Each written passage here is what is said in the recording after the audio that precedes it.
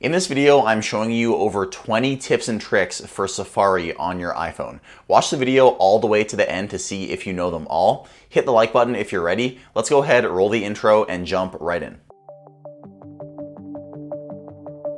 First up is something you can use before you even open Safari in the first place. You can press and hold on the Safari app icon on your home screen in order to get certain shortcuts.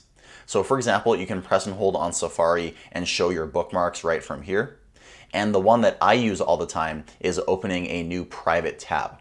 So if I press and hold on Safari and click on new private tab, you can see it launches me into private browsing just like that. Next up is a hidden gesture that lets you quickly launch a new tab. Now, many people, when they're using Safari, they think the only way to launch a new tab is to click on the tabs icon and then click on plus. But there's actually a gesture that you can use that makes this a lot faster. All you have to do is at the tab bar at the bottom, simply swipe from right to left and it'll open a new tab just like that. Next, at number 3 is a very simple one, but many people when they use Safari don't know that you can do this. If you want to refresh a page, a lot of you think that you have to find the refresh button on the tab bar, but you can actually simply pull to refresh as you would expect through many other places in iOS. This is very handy for me. Number 4 is again a very simple one, and this is one that also lives throughout other aspects of the operating system. If you are all the way at the bottom of a website and you want to jump to the top, instead of scrolling all the way to the top, all you have to do is click the top section of your iPhone. Either click where your battery is or the time, and just like this, it'll jump you all the way to the top of the website.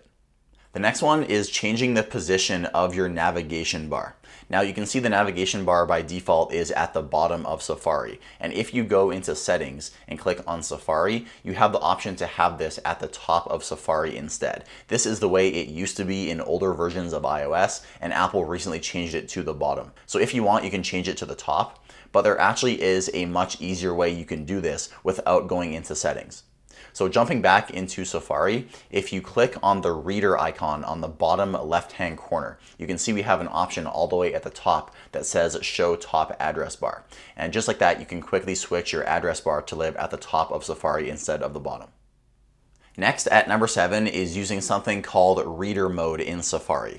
Reader Mode has been around for so many years and not that many people know about it, and it is a huge underrated feature in my opinion in Safari.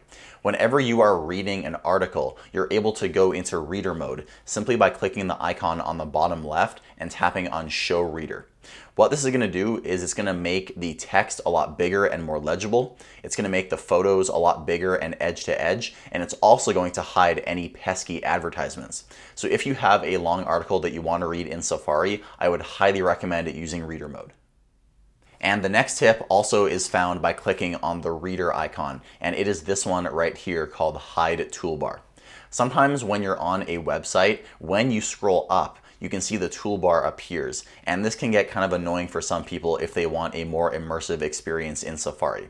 You can prevent this behavior by clicking on the reader icon and then tapping on Hide Toolbar. And now you can see when I scroll up, it still doesn't show up. So this makes it a lot easier to read something in Safari. And if you want to get it back to the old behavior, all you have to do is click on the bottom bar just like that, and then it starts behaving as you would expect it again. The next tip is also found by clicking on this icon at the bottom left. Boy, there are a lot of hidden features in this menu. But if you click on website settings, you can adjust your per website settings. So for example, if there's a website that you visit all the time where you always use reader mode, you can choose to turn on always use reader mode for that website. So for example, I'm on NHL.com, and if I always want to go into reader mode for this website, I can turn this on if I want to. You can also do it for a desktop website. So for example, if you have a website you visit all the time and the mobile version of their website is just horrible and you always find yourself using the desktop version, you can simply turn this on if you want to. And we also have a few different options for privacy settings as well. So if you have a website that is always asking for your camera or location or microphone, you can choose to have this on or always off if you'd like to. Number 10 is taking a screenshot of an entire website. So here I am on apple.com, and you can see the homepage of Apple is pretty long. There's quite a bit of scrolling you can do. Now, if I want to take a screenshot of the entire website, all I have to do is take a screenshot as you normally would, then press on the screenshot preview, and then here at the top you can see we have an option for full page. And if I click on this, you can see it captured the entire homepage of apple.com. And from here you can choose to save it or share it or even crop it if you'd like to. So this is a very powerful tool to capture an entire web page on your iPhone. Next up at number 11 is pressing and holding on the tab icon in the bottom right hand corner of Safari. If you press and hold on this, you can see we have a few different options. Now, the one that I use all the time is closing all the tabs I have open. So if I click on close both tabs, you can see all the tabs I had open in Safari are now closed. I also use it sometimes when I want to quickly launch a new private tab in Safari. So if I press and hold on it, I can click on new private tab, and just like that, it launches me into a new private browsing window. Next up at number 12 is something pretty cool called pinning a tab. This allows you to have a tab always pinned in your tabs view. So what does this mean? If I press on my tabs icon, I can press and hold on a website, and then I can click on pin tab. You can see it made it smaller in the top left-hand corner, and it doesn't let me close it with a normal swipe as I can with other websites I have open. And also, if I jump to another website and then press and hold on my tabs icon, you can see it only detects that we have 2 tabs open. So this way, if you choose to close all of your tabs just like this, the one tab that you have pinned is always going to be there when you look at all your tabs. Next up at number 13 is probably my favorite one of the entire video. This one uses on-device intelligence, and it lets you copy the subject from a photo and remove the background. This works on most newer iPhones. It doesn't work on some older iPhone models, as it does require some on-device processing, but it pretty much works with any photo that you can find in Safari. So here I have an image, and if I press and hold on it, you can see I can click on copy subject. And then if I jump into an application like Notes, I can simply paste the subject of that photo without the background. The next tip at number 14 is for those of you who always forget to close out of your Safari tabs. And a quick shout out to my dad, because he always has like 30 or 40 tabs open in Safari, and I always have to remind him to close out his tabs. Luckily, there is a setting that you can change built in that lets you close your tabs automatically after a set time period. Inside settings, if you click on Safari right here and then scroll down a bit, you can click on close tabs. Now for me, I have mine set to manually, but if you're one of those people that always forgets to close their tabs, you can choose to have the system do this for you. You can choose after 1 day, 1 week, or 1 month. Number 15 is pretty fun. It lets you have a separate wallpaper in Safari that is different from your normal home screen wallpaper. So in Safari, if you click on this edit button at the bottom, on your iPhone you might have to scroll in order to see it. But once you press on it, you can see we can turn on a background image. And if we turn this on, you can see we have a few different wallpapers we can choose from. So I think this one looks pretty nice. If I choose it and then close, you can see my Safari now looks a lot more lively. The next feature is also found by pressing the edit button on the homepage of Safari, and it is turning on your privacy report. I'd recommend turning on the privacy report and also moving it all the way to the top to live right under your favorites, as this is a pretty important stat to see. So when you have this turned on, Safari is going to tell you how many times it has prevented trackers from profiling you on the web. So for me, it says in the last 7 days, Safari has prevented 156 trackers from profiling you, which is a pretty staggering number. If I click on this, you can get even more information. So it looks like in the last month, 173 trackers have tried to profile me on the web.